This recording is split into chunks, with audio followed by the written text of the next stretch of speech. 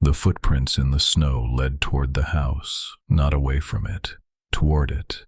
Someone had walked out of the forest and into the farmhouse property days before the family died. Nobody had walked back out, and nobody inside had mentioned to anyone that there was a stranger on their land. Either they didn't know, or they weren't allowed to say. The Hinterkaifeck farm sat in a patch of Bavarian forest, 6 kilometers from the nearest village in 1922. It was a remote property, isolated, the kind of place where nobody would hear anything unusual. In late March of that year, Georg Gruber and his wife Kazilia owned it along with their daughter Victoria, her 2 young children, 7-year-old Kazilia and 2-year-old Josef, and a hired farmhand named Maria Baumgartner. Maria had only arrived the day before. A few days before the murders, Georg Gruber told his neighbors something strange. He had found footprints leading from the forest to the house. He had also found an unfamiliar newspaper in the barn, a paper from a town none of them subscribed to. And there had been sounds, noises coming from the attic above the living area at night. He investigated. He walked the property, checked the outbuildings. He found nothing, no person, no explanation.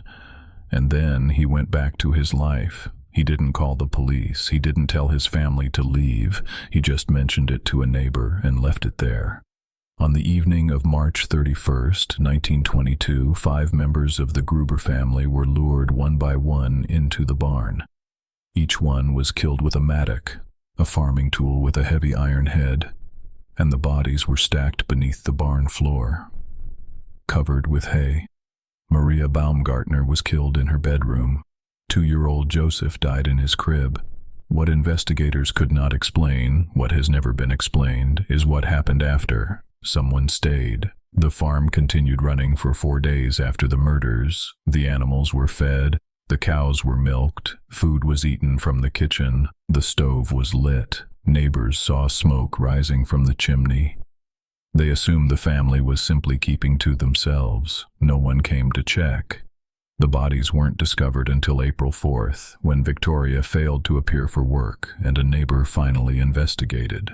By that point, whoever had been living in that farmhouse among 6 corpses had simply walked back into the forest. Investigators found more than 100 footprints leading toward the property in the days before the killings, none leading away.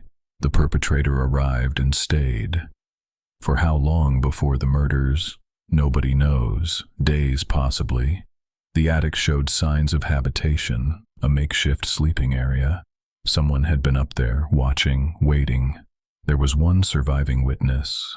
7-year-old Kazilia had been killed in the barn, but not immediately.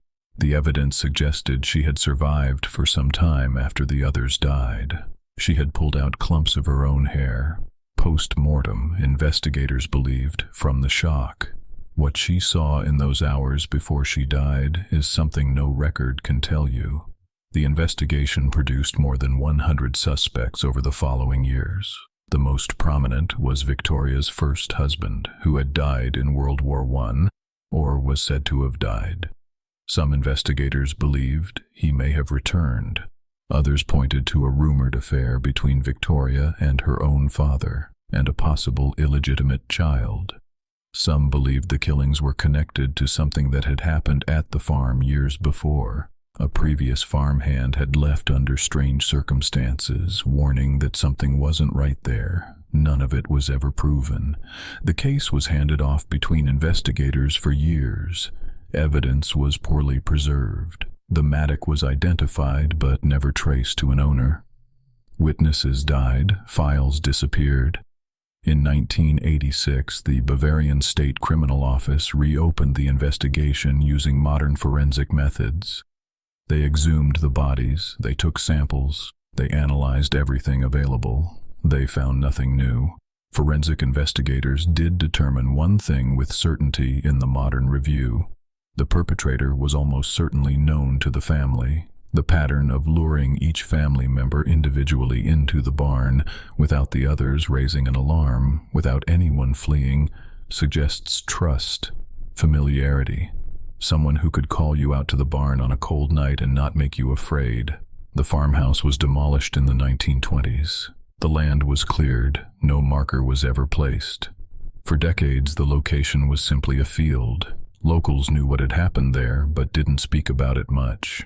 In recent years, investigators and historians have returned to the case with new tools: DNA from the exhumed remains, genealogical research to trace descendants, digital reconstruction of the evidence. The case remains open. Someone walked out of a forest in Bavaria in 1922, found a family in an isolated farmhouse, and moved in. They lived there, eating their food, feeding their animals, sleeping in their attic, before and after killing 6 people. Then they walked back out. 100 suspects, 100 years, no arrest, no conviction, no name. The footprints led to the house. They were never traced back to anyone. Whatever lived in that attic above the Gruber family, whatever watched them through the floorboards and listened to them sleep, it walked away clean, and it has never been found.